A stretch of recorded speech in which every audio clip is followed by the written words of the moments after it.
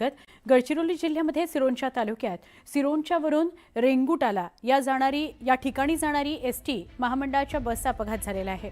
एका मोठ्या नाल्याच्या वळणावर रात्री बस उलटली, पण प्रवाशांचं नशीब बलवत्तर होतं। गंभीर परिस्थितीत बस उलटून सुद्धा जीवितहानी झालेली नाही। कंबालपेटा नाला ते टेकडा दरम्यान मोठ्या नाल्यावर पुलाचं बांधकाम सुरू आहे।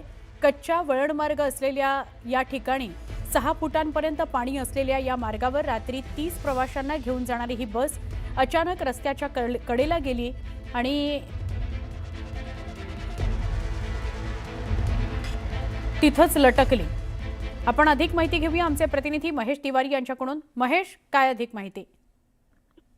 स्वर्णा, हा जो मार्ग आहे हा सिरोंचा ते टेकडाला जाणारा मार्ग आहे आणि कंबालपेटा नाल्याजवळ पुलाचं बांधकाम सुरू आहे। तिथे वळण मार्ग कच्चा रपटा तयार करण्यात आलेला आहे आणि रात्रीच्या सुमारास ही बस जात असताना अचानक ड्रायव्हरच्या हातून चूक झाली आणि ती बस जाऊन त्या नाल्यात पलटता वाचली। म्हणजे आपण ती व्हिज्युअल मध्ये बघू शकतो कशी परिस्थिती आहे।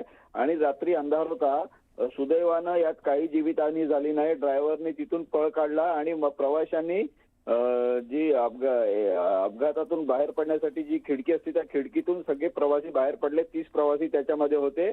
एकदम गोंधळला त्या ठिकाणी। मात्र सुदैवाने काही घटना घडलेली नाही। मात्र अशा घटना जर घडायला लागल्या दुर्गम भागात तर किती अचानक त्रास होऊ शकतो, म्हणजे काय होऊ शकतं आपण याची कल्पना करू शकतो।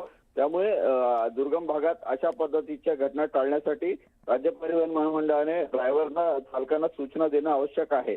कारण वळण मार्ग आहे आणि वळण मार्गावर नाल्यावर हा वळण मार्ग होता आणि त्या ठिकाणी बस जर उलटली असती तर काय परिस्थिती झाली असती याची आपण कल्पना करू शकत नाही। त्यामुळे मोठी दुर्घटना टळलेली आहे या ठिकाणी। नक्की, धन्यवाद माहिती दिल्याबद्दल।